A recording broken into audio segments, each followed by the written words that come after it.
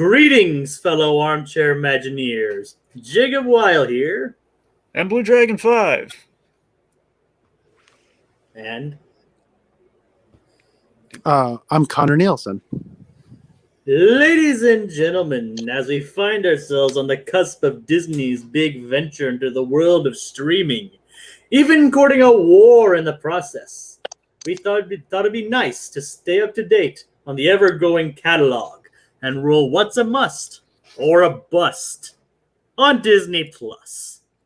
And tonight, we are discussing What If Killmonger rescued Tony Stark. Hey, and joining us tonight on this, we have welcome back to the channel, Connor Nielson. Hey everybody, how you guys doing? I'm doing very well. It's a lovely Thursday evening. That it is. Hey, about you, Dragon? Yeah, I'm well. I'm always up for talking some what if. As are we. Yeah. And before we go further into our discussion, let's look at the poll. Yes, I'm so glad you asked. So yes, we've been putting up after every airing of What If, we've put up the poll for you, the folks, to vote for. Basically, a rating out of 5 being the best, 1 being not so best. And so far, the percentages are like this. It's showing you which. So far, all the episodes have been ranked 5 out of 5. I mean, basically, the prevailing numbers have been for 5 out of 5. In terms of which one has gotten the most positive percentage rating so far, Episode 3's at 59%, and this episode clocked in at 50%, right under that. So this is the kind of the second to best so far, and we got a couple left. So that's where we're at. Interesting. Yeah, people love that murder mystery episode. Which is interesting because I know some people that don't really care for it at all. Yeah, I mean, to be fair, I mean, again, the fact that we're not getting like 100% or like 90s or that kind of shows you that people are a little split on certain episodes. Very varying taste as per the usual with What If. Some What Ifs are going to grab people more than others. That's how it works. Yep. All right, so I guess let's start with let's talk some kind of our overall thoughts and our theses. But first off, let's start with Connor because he's joining us on this. Connor, what have you been thinking about the show up to this point, and then bridge into this episode? Okay.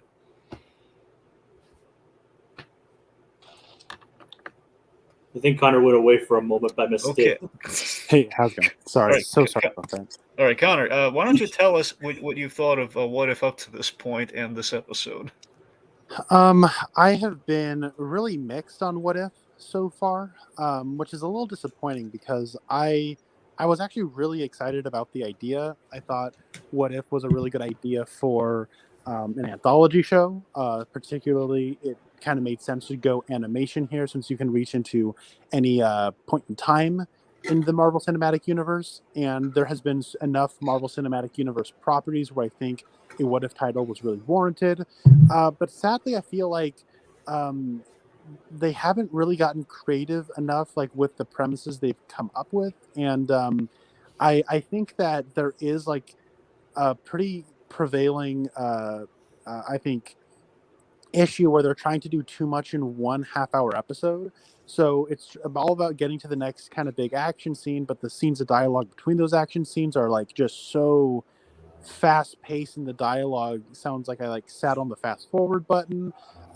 So like I've had like a few issues here and there, but as far as like the episode breakdown, like I think there has been one like legitimately good episode that I would recommend anyone watch, and that's the Doctor Strange episode. I thought that was really good.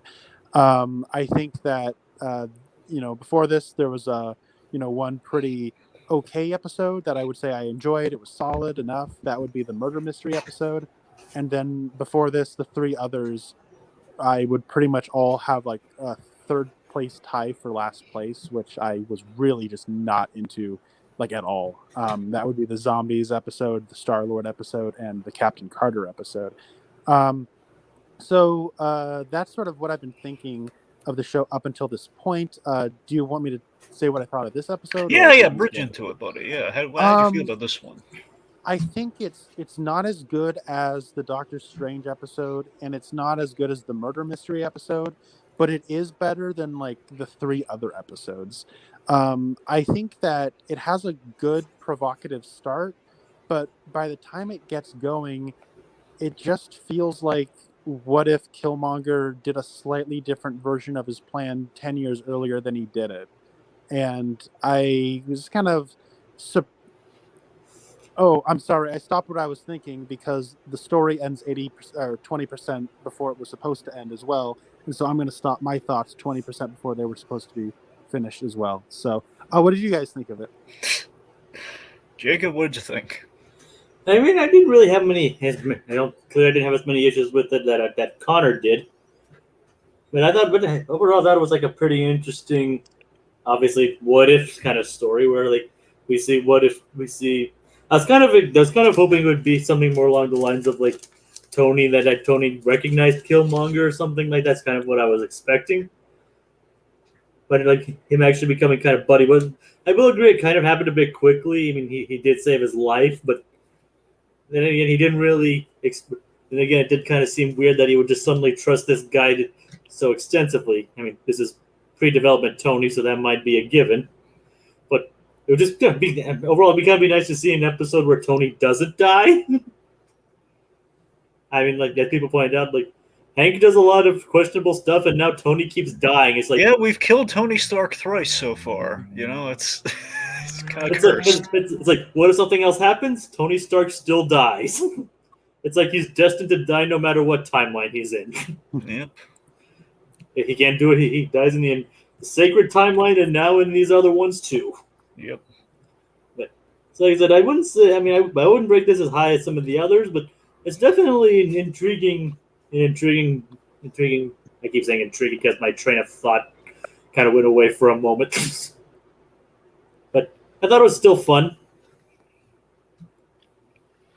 Dragon. And before we move on, I'll give Dragon his time, and then I'll read some of the comments. Sure.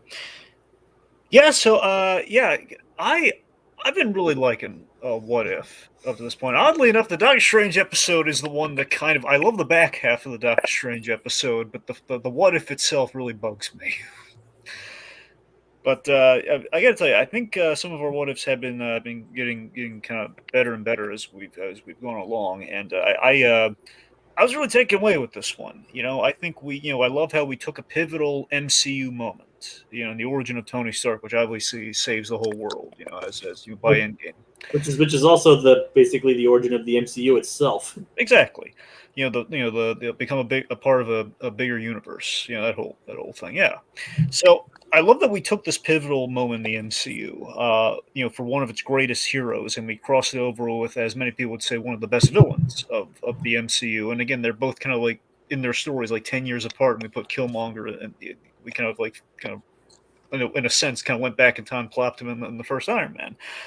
I was impressed with how the dominoes fell on this one. I really was. You know, we took advantage of a lot of story potential, and also I love being in the Iron Man 1 setting. It's kind of like a little nostalgic, you know, going all the way back to the beginning, back when the possibilities were kind of in their infancy and the imagination was running wild, and knowing where certain things go. I just kind of had a really great viewing experience where I'm watching it, and then it's like, where does it go from here? And then, oh my god, this happens, and we're going here, and there's still like half an episode. What?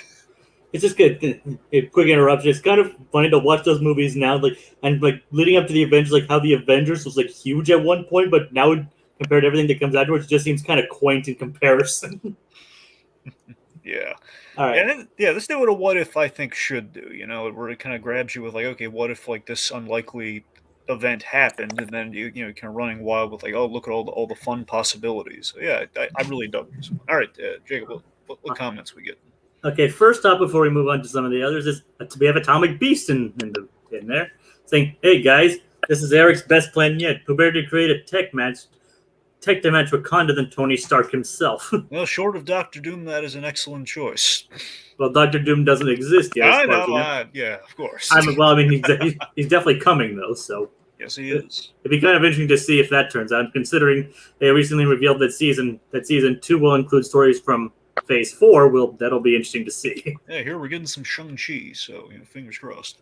It's like we have the resident Tiki in there who sadly couldn't be on today with his own comments saying, "I've got a weird analogy for this one. It's like watching a season of Survivor completely dominated by one person. It's basically how to on social manipulation, but the journey there feels a bit hollow because of the lack of alternate winner outcomes. So for me, I found it hard not to get invested in Killmonger just wiping people off the board, basically pulling off a very similar plan to the one in his movie. Cool ending teases, but feels rushed. So he seems to have a more mixed opinion, but points out having Chadwick is a good thing, and him literally talking to Eric from beyond the grave is particularly poignant."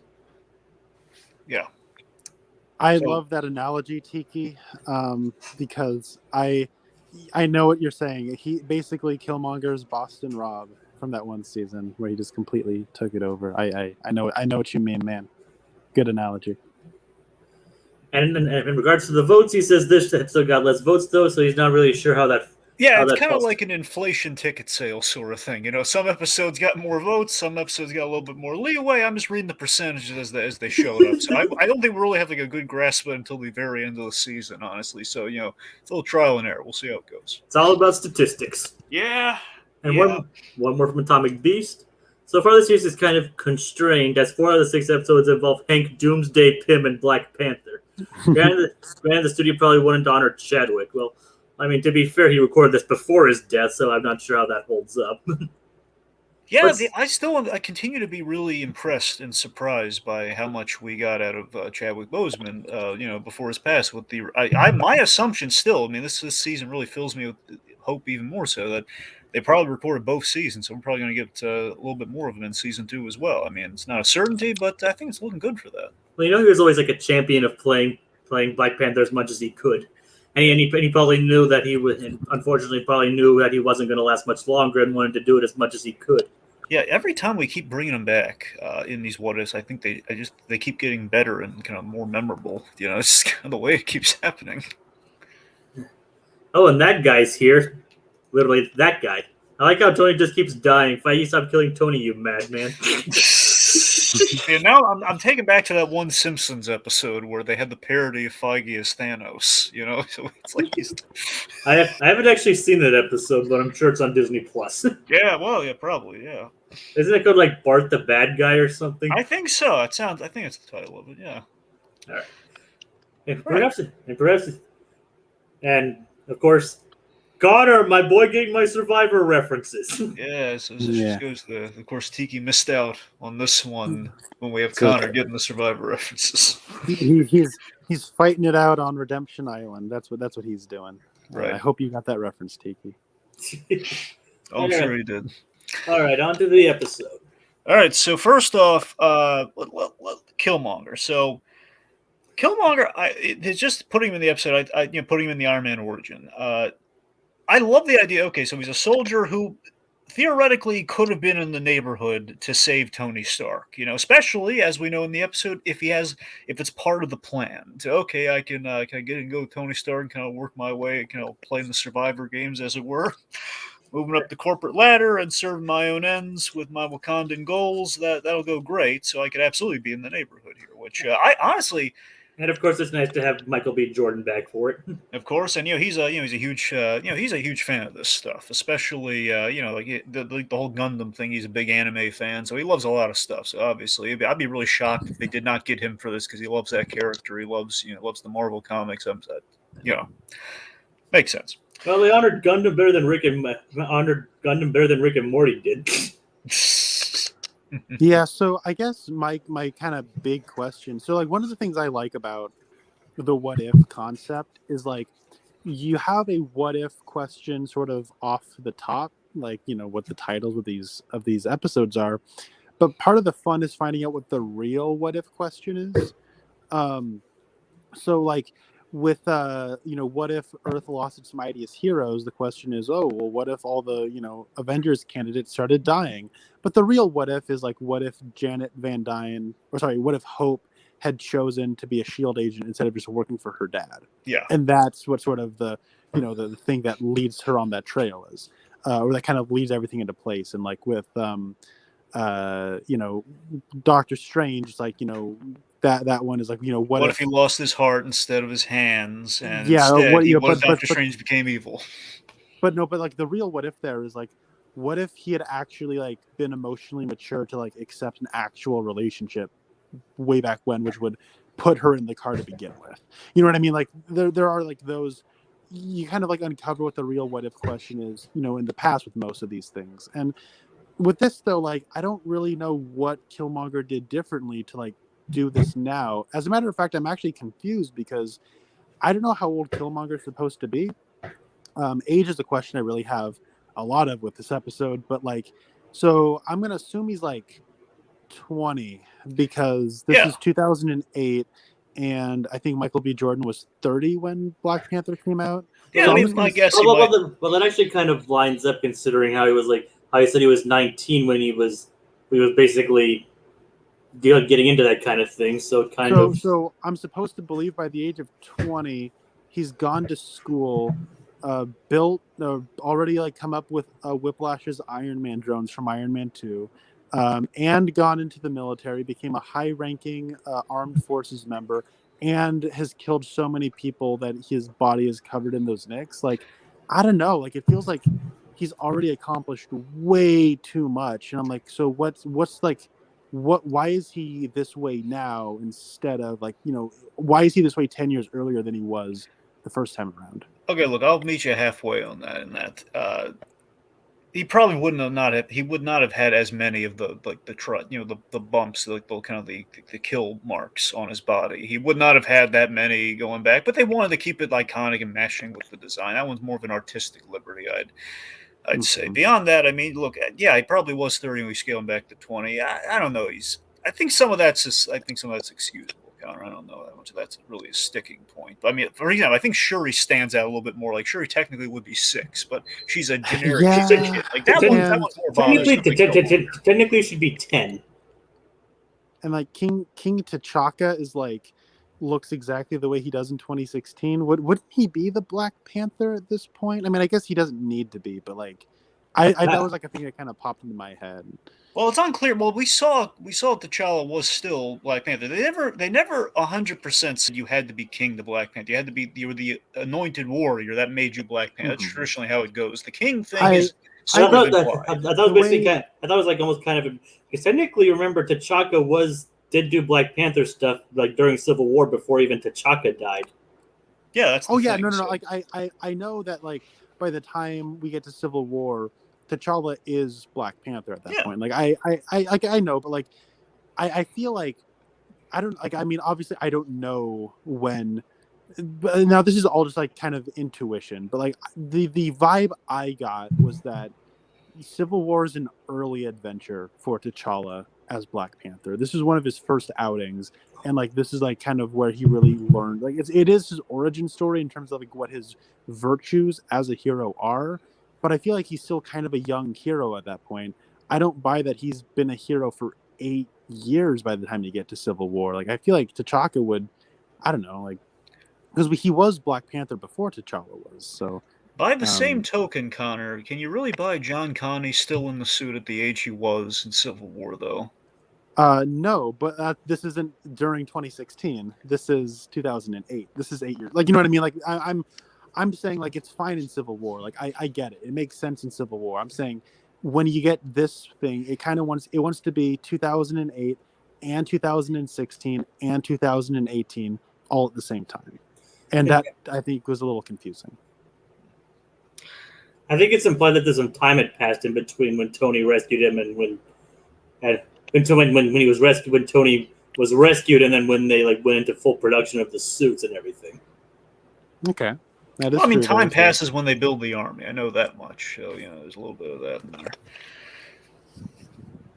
So I said, yeah, I think that. I mean, a lot of this can be like hand waved to like that kind of stuff. Like, I mean, maybe there'll be an explanation about it, but I said I don't think it's as big of a deal as it's being made out to be. I mean, if you give it some thought, it's not really that too hard to believe that we could have T'Challa out there being Black Panther. Yeah, but the way it's paced, it's so fast paced, it makes it feel like all this is happening in like a week. So that's because they've given themselves the time. For me, pacing is important, and you don't need to like and like pacing like is like one of like the most important things in storytelling. And like when it comes to this, it's like I know they have all the story they want to tell, and they don't even tell all of it. Like they tell like 80% of it, and then it just kind of stops without much of a conclusion.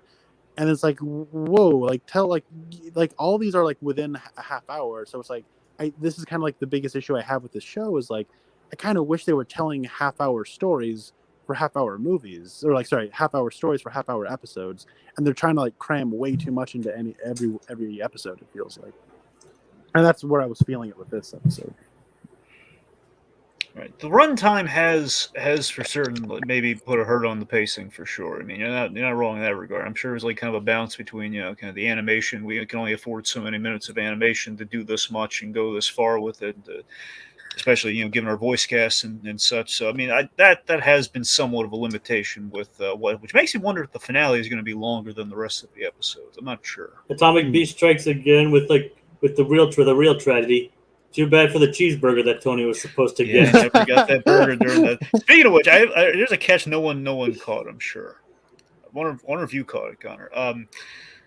So in these what ifs, there have been a few things that they've kind of you could always attribute it to. Okay, well again, it's kind of the multiverse effect, where very small details have been changed. When we did the Captain Carter episode, like the uniforms of the Hydra guys are all different, stuff like that. This is a smaller. So I think they've been getting better with it, but this episode had one thing that stuck out to me though, because I remember that Iron Man originally, the back of my head, that was like it was the big moment of the MCU was born, baby into the world, and when the Jarek, when the Stark grenade lands at Tony's feet, the one's about to shoot all the shrapnel into him. He's calling on his phone, and his phone was not just a flip phone. No, yes, it has like that like twisty thing, right? Yeah, it had like the screen that flipped out. Like it went there and it turned like left or right. It was like the early smartphone, but it was like a BlackBerry meets a smartphone or something. And the missile's like and the missile's also significantly bigger here, but probably to more justify it being able to be thrown away by Killmonger.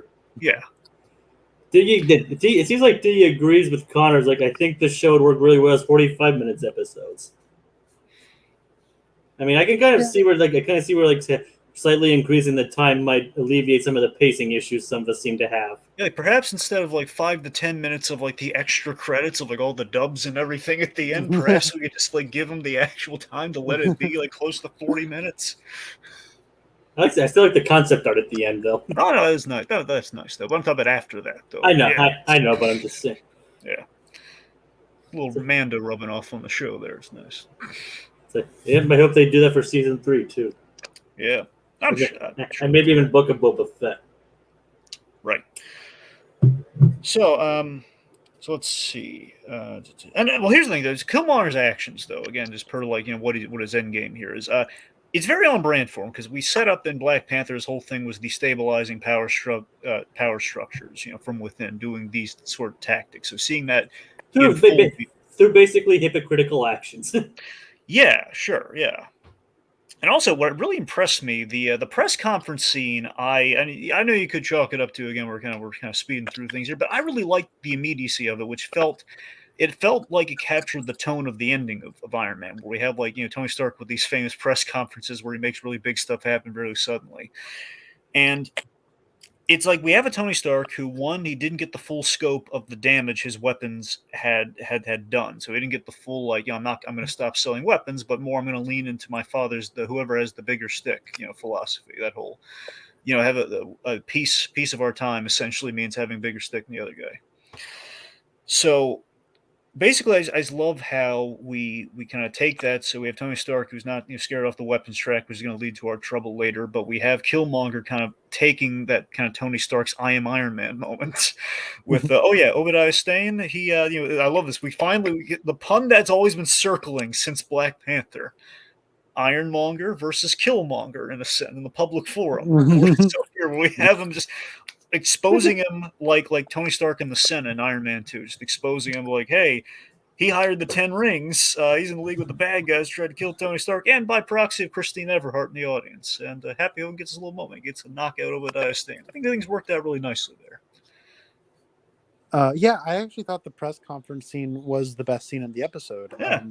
I thought it was like really provocative and like really cool, and like it did make things feel like exciting, and I was legitimately curious where it was going. I like how um Killmonger he wasn't just there to rescue Tony.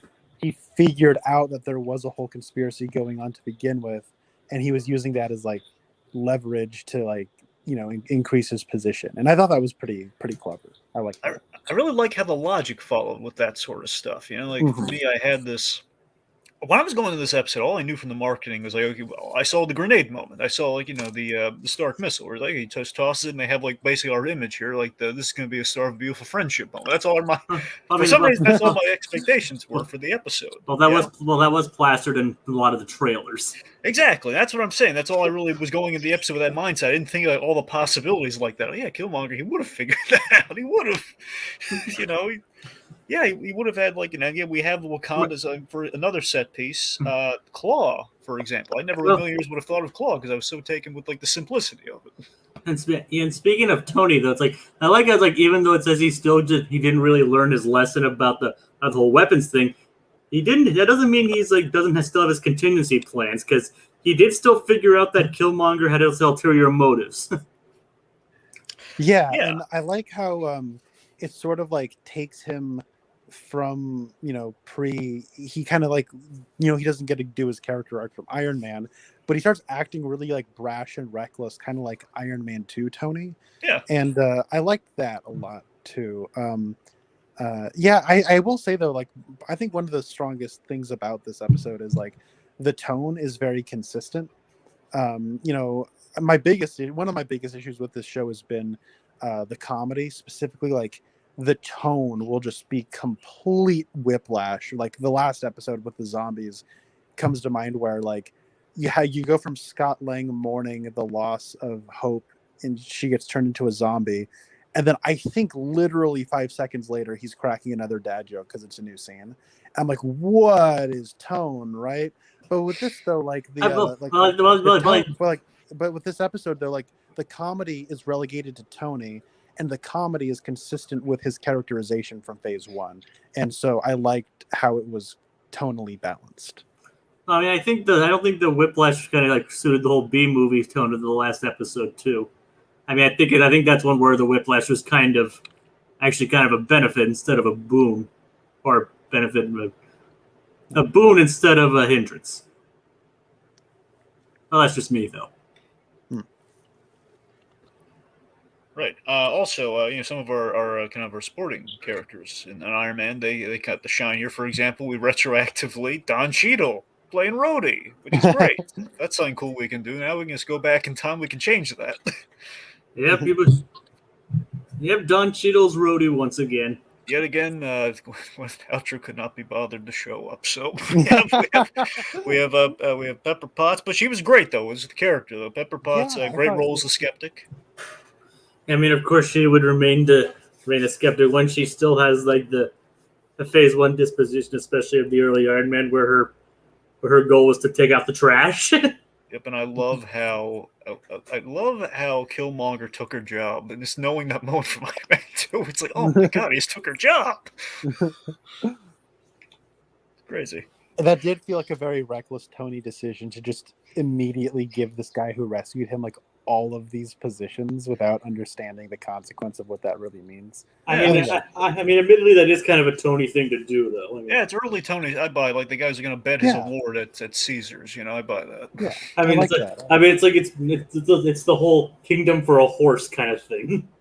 Sure. Mm-hmm. So let's see. So that guy, he says, Killmonger likes anime. I repeat, Killmonger likes anime. So let's talk about the Liberators for a second, the thing that he and Tony built.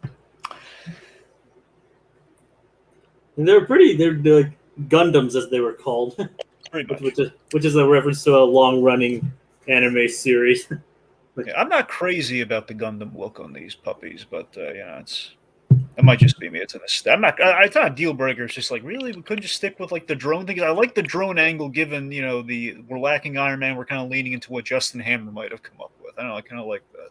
I liked the moment when he suggests an arc reactor technology and then dismisses it. I like that because it's an acknowledgement of he is not going like that arc reactor.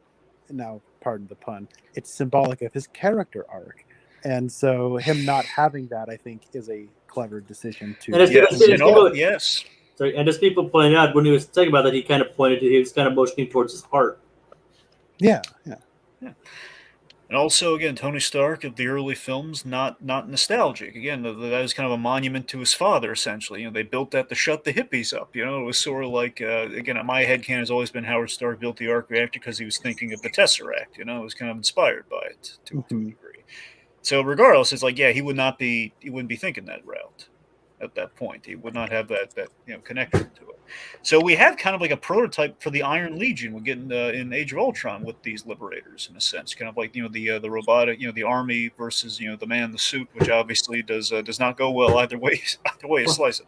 And clearly, he didn't get the whole ordeal in the cave is what inspired the Iron Man suit design. So with a Killmongers, it came across as slightly more edgier. Yeah. I loved it so much when we threw out the arc reactor. It's like, wait, we're not doing the arc reactor instead. Vibranium. I lost my mind when the Oh yes, he's got the ring, vibranium. Yes. Everyone thought we were gonna do like he was gonna create vibranium, which would have been all wrong. And I'm glad we didn't do it in Iron Man 2, but we actually found a way of making that work here. We have like the vibranium as a known entity at this point. Yes. He highlights though that like they kind of looked out of place with the rest of the established MCU tech. I mean, I will kind of agree with that, but I think that's what kind of gives them a unique kind of edge. It's like this is like what if Killmonger was in charge of the Iron Legion? Yeah, and I think that's something that he would definitely come up with. Right.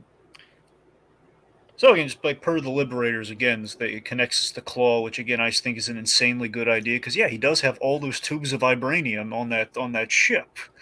And obviously, he will eventually find his way to Killmonger. So yeah, why if we need vibranium to power this thing, of course we're going to go to Claw, and then that will lead to some interesting things happening.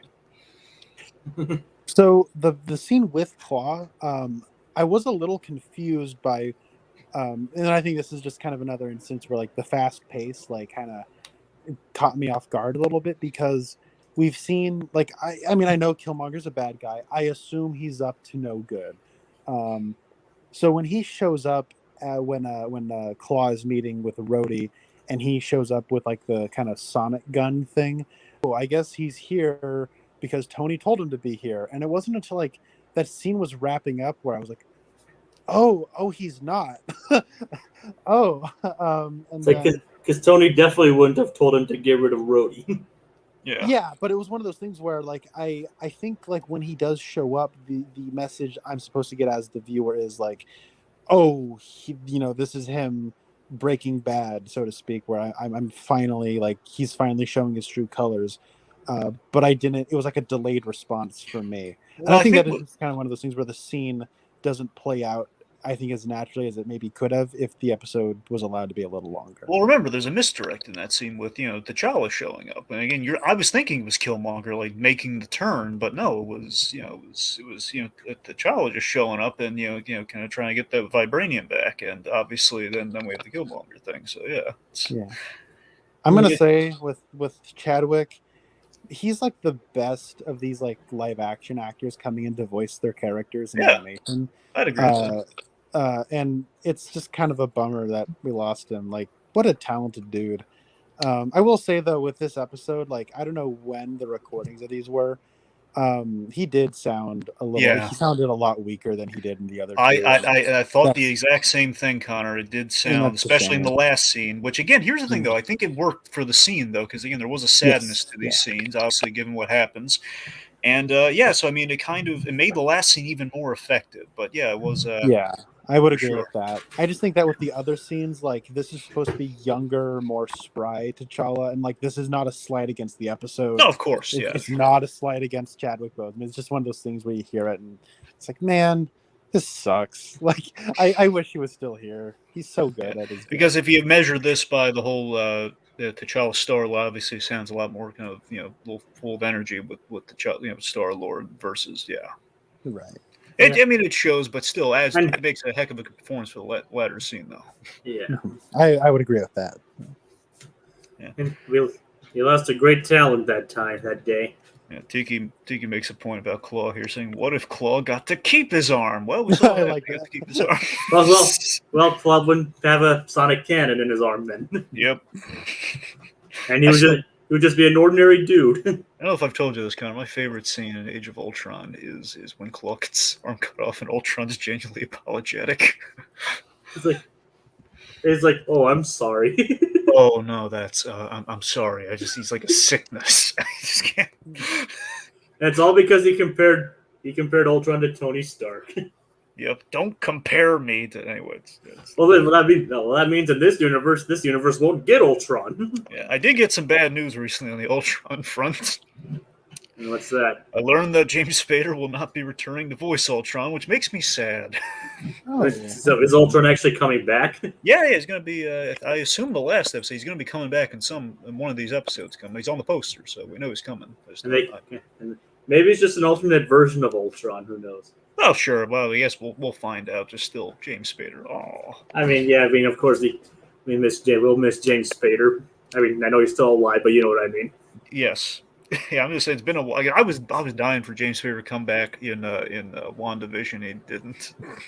As the voice of White Vision. I mean, it made sense what they did ultimately. The whole bringing Vision back, it makes sense. But still, like for a bit though, if he could have sounded like Ultron, it would have been awesome.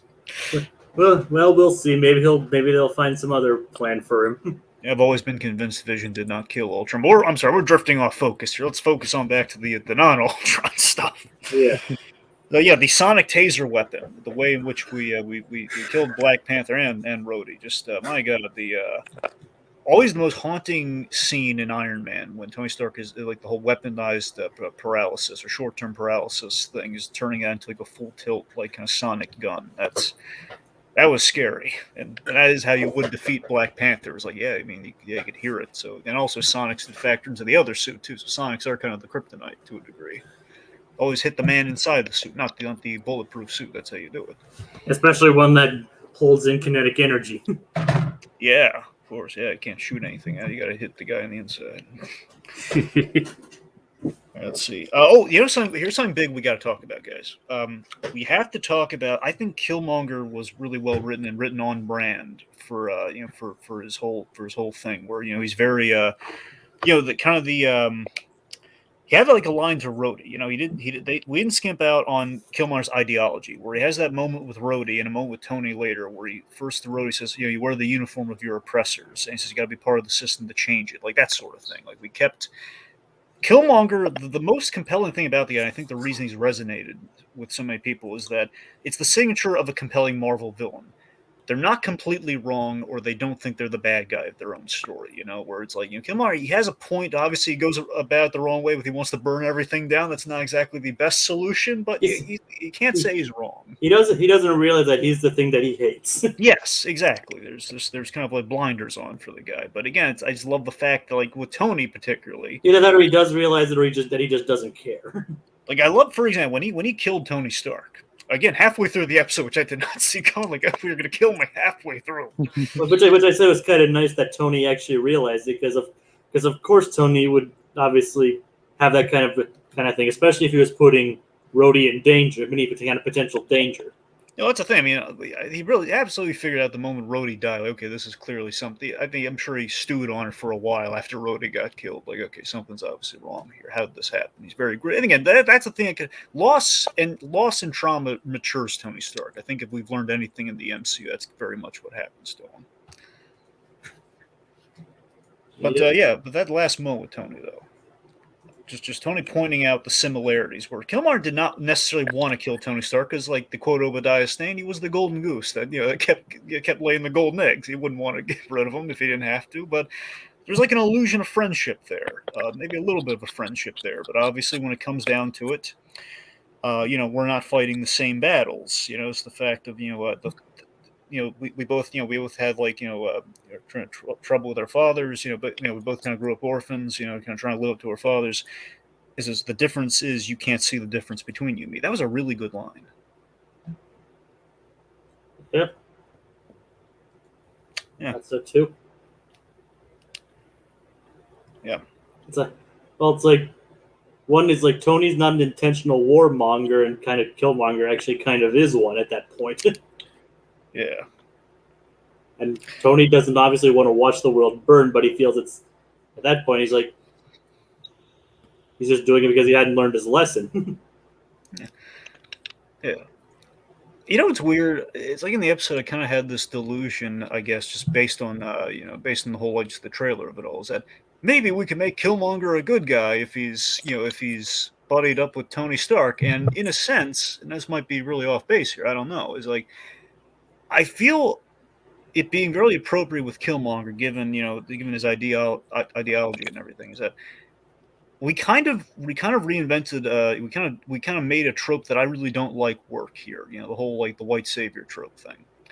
And I think it makes sense that he would Tony Stark in his life would not change who he is. That wouldn't like save him. He can't just hitch a wagon to Tony Stark. He would still be who he is. He still has his motives. Like that's not going to change him. Like the friendship obviously was a falsehood from the beginning. It was a means to an end for a grander goal, which then halfway through the episode you're reminded with that big surprise, like, hey, he now has the means to fulfill his plan, which is what he's gonna do, because Killmonger is a very practical guy. Yeah. I guess I have a question, which is what does I guess what does Killmonger teaming up with Tony in the end really add to this to his plan? Because he still kills Claw, brings him to Wakanda, and is able to kind of get into their good graces. Is it just sort of like to stage an attack and then like I think it's remember, first off he killed T'Challa. That was a biggie, so he kind of was able to do that through that partnership, as well as having the army to basically he made the United States go to war with Wakanda, which that also kind of got in with the good graces even more. So I don't know. I think those two factors were kind of okay. Yeah, I guess killing T'Challa was a factor I was not thinking of. Yeah. Plus it expedited the whole process he had before. I just wish like Tony did end up playing a bigger role in terms of like with like the premise, because it in the end it just sort of I was a little disappointed that he only really served to give Killmonger more stuff to just kind of do the same thing we saw him do the first time around.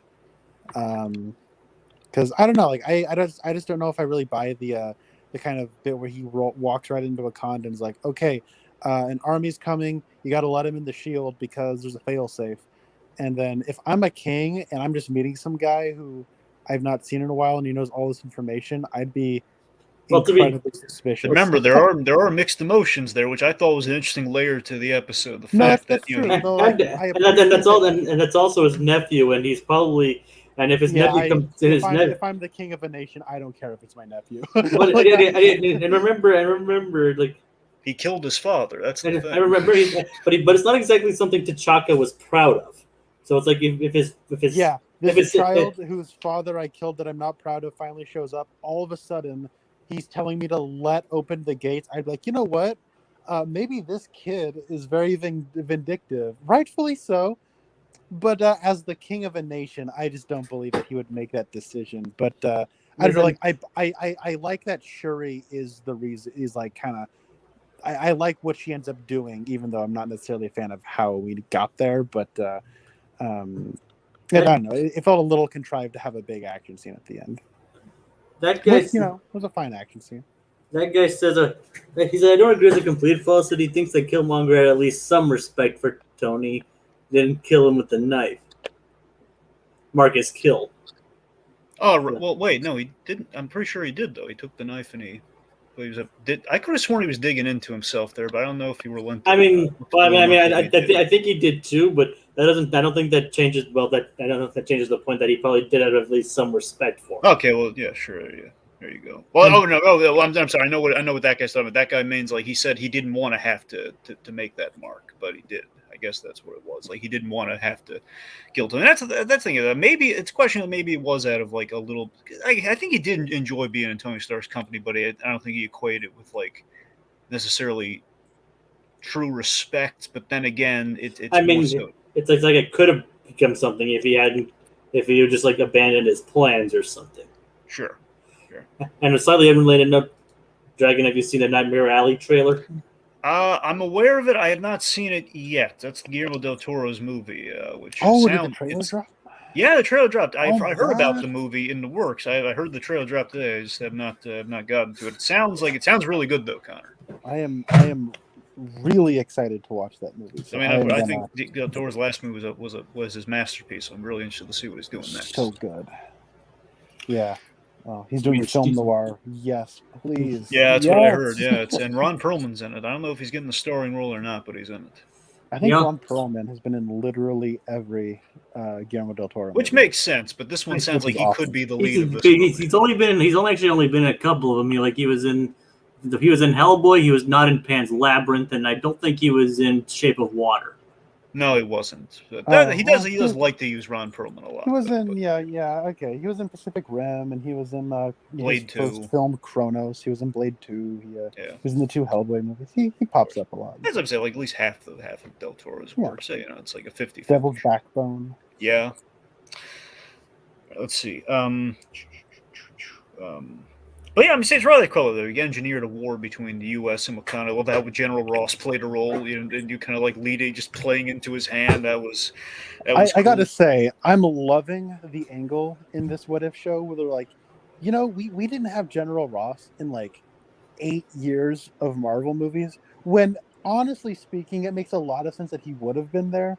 So I like how we're just sort of retroactively with this What If show, kind of putting him in a lot of situations. And that's probably a good call. I think having General Ross here makes a lot of sense. Yeah.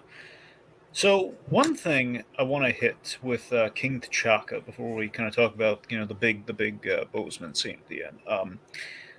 I love how it's not. I love how T'Chaka never apologizes. I love that it's just like he doesn't like he has a moment with Killmonger, but he doesn't really have like an apology or an acknowledgement of what he did, because I don't know if he's trying to coast by, maybe he hasn't put it together or not, but it's just the fact of it all worked out for the best. He's here now. It's just like that. And again, I love that being like, you need T'Challa to call out his father's flaw for him to maybe feel remotely bad about that. And he was in the ancestral plan when they had that my favorite Bozeman scene ever, by the way.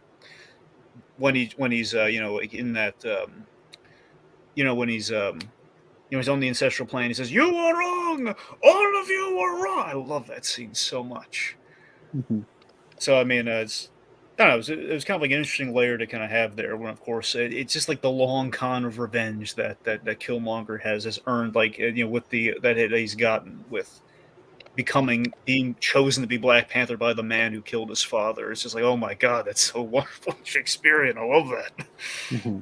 He was picked, and blood for blood. I took your son. You've made me essentially your new son, in a sense. It's heady as all get out. But that last scene, though, getting back to the ancestral plane. You killed my father, and now you have sort of become my surrogate father, and I killed your son, and now I am becoming your surrogate son. Yeah. It's kind of kind of messed up in a way. Yeah, but there's an element of poetry there. I just And I read some comments even like comparing it to Richard III.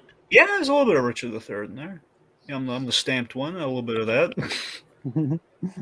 It's like, it was like, and basically it doesn't talk about the ancestral plane. It's like, you believe the cure for human suffering is more suffering.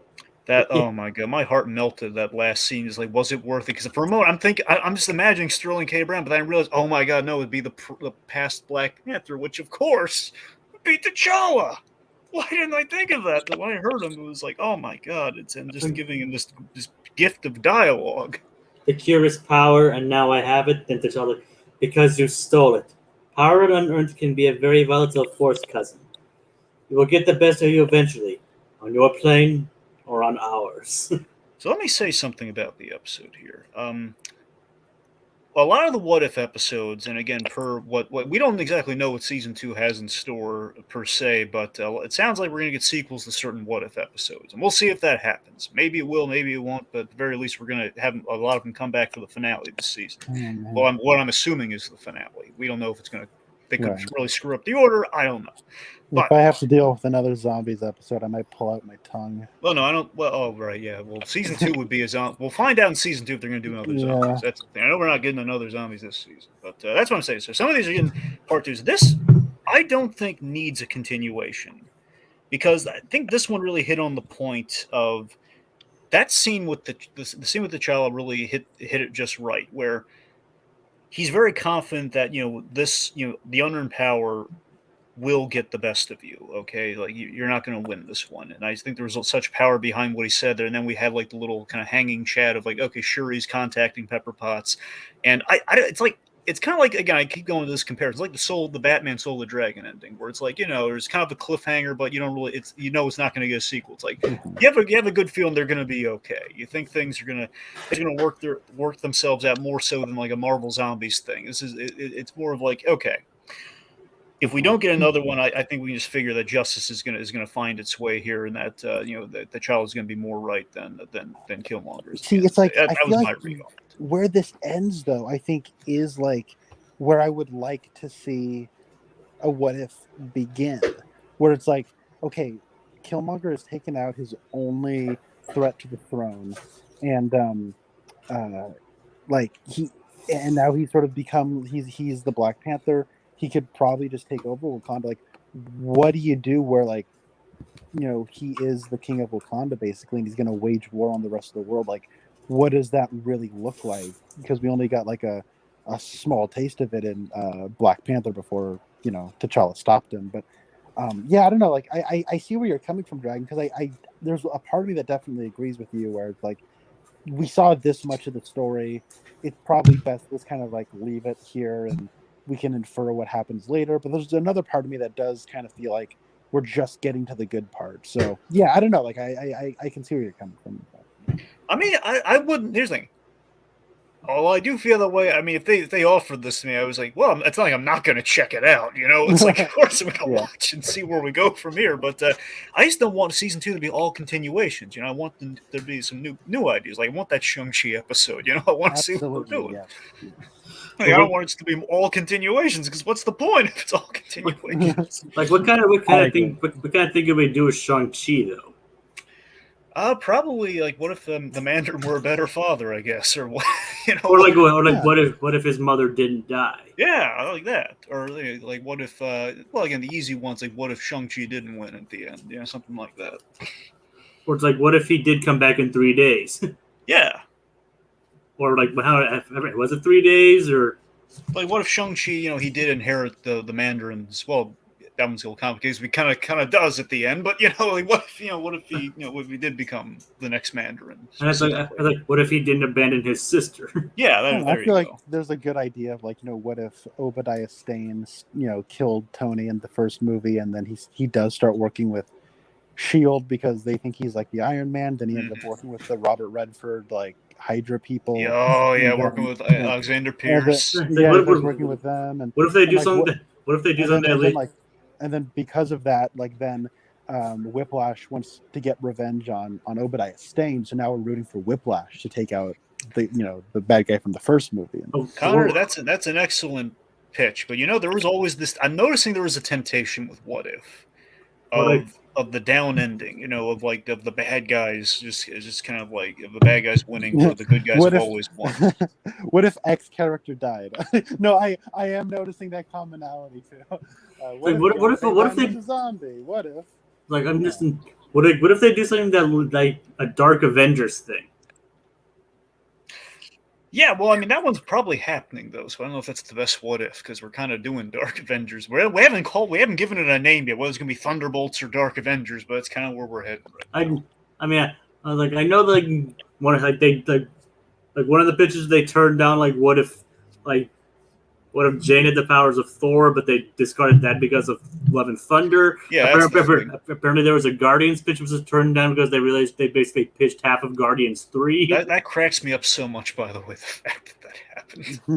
which means that either they were good. It's either What If is going in a completely ordinary direction, or Guardians 3 is going to a completely wild direction. It also tells me, guys, why can't we like loop in the other filmmakers so we can avoid these problems? Come on. Like Kevin Feige. Yeah. Well, Kevin's a busy guy though, so we can't He really, is. He is. so we can't really put the blame all on him. Okay, I'm gonna call it Okay, something. well, technically we can, but Okay, just so I don't forget about it, I'm going to call something out that's been bothering me. It's not so much of this episode, but just all the other what ifs. And this is not the issue with the shows, an issue with the people responding to the show. Okay, everyone. I keep seeing these stupid news articles every time a what if episode happens that we bring back an iconic character who regrettably is not voiced by their actor.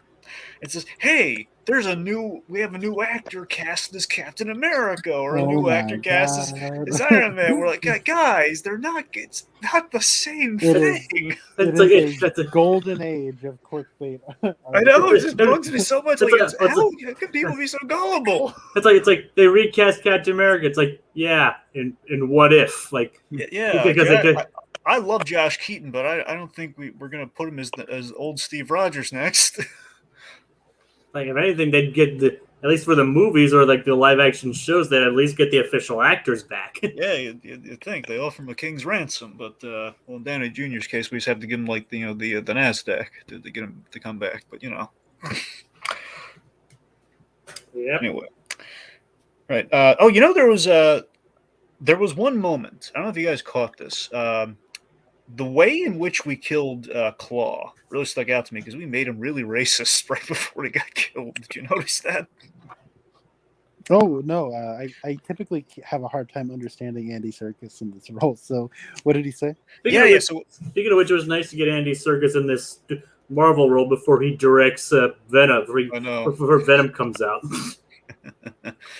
I still can't believe he's directing Venom, the second Venom movie. Well, that's the thing. The irony with that, I'll get back to the Claw thing in a second. So the irony with that is that he, I was so elated that okay, we're finally going to do Carnage versus Venom, and we have Woody Harrelson who was in Zombieland, and the first director is Ruben Flesher, and again we have the Zombieland crew coming back. In a perfect world, we'd have those guys and perhaps the writers of Zombieland coming back, which would have helped the first Venom tremendously be a better movie. But regardless, like, hey, we got more of the band back together, and yet not the director, which is like, oh man, but we got Andy Serkis. We kind of broke even. It's not the trifecta, but it's okay. Sorry, getting back to my Claw point. So we should probably stop sometime soon though. No, we'll wrap it up after this. We'll check the comments and we'll wrap it up. So Claw. Yeah, so Claw said he calls over to Killmonger. He calls him boy, and you get the C. And here's how I know it's not just like a thing. He's like, hey, young buck, come over here. No, he's just saying, hey, boy. And you see Killmonger's face just drop. Like you see the anger in his face. And he comes over and he calls the Wakandan savages, and it's like, oh yeah, he's definitely not happy with Claw here. He said it to the wrong. He said it to the wrong young Wakandan boy. The wrong extremist. Yes. Let's see. Okay, Jake, let's just check some comments, see if there's anything anyone really wanted us to talk about. Otherwise, we'll just wrap it up. It's like that guy says, what if Shang-Chi never left? Just kind of the ones we came up with. Never played chess with Killmonger. Words to live by. The war in Wakanda would be the war to end all wars until the war in Wakanda 2. What if Shang-Chi broke his arm when he was like a child? When he came to America, he just accidentally fell down a mine shaft and became a quadriplegic, so he can't fight. Oh my god! Well, then he wouldn't have gotten the valet job. Yeah, then it's Iron Fist versus the Mandarin. Then it's a very different, very different story. God. All right. Well, I guess that'll wrap it up, Jacob. All right. And any last statements, or Connor, you got anything you kind of want to round things out with, or a potential plug or anything? Yeah, a plug anything. Well, yeah. I mean, I don't really do much of anything. You can follow me on a Twitter that doesn't exist. I'm on Letterboxd. Which is what about the stuff with DJ Connor? Why don't you plug yeah. So sometimes I appear on Geekvolution, the YouTube channel. Sometimes I appear on The Welder, who's he's a guy who DJ is the guy who runs The Welder YouTube channel. He was on Geekvolution. He still is, but Geekvolution's on hiatus. So while they've been on hiatus, DJ started his own channel, so I've been appearing on some of his stuff recently. But you can follow me on Letterboxd if you want to know what I think about movies that are coming out. That's ConnerNielsen. Connor Nielsen. Pretty much everywhere that I exist. So. All right. Yeah. All right. Well, that'll do it for us this week as we holster our remotes till the next installment calls for the draw. Mano y mano. Just Plus and Us. You got an ear for marketing, kid. I'll give you that.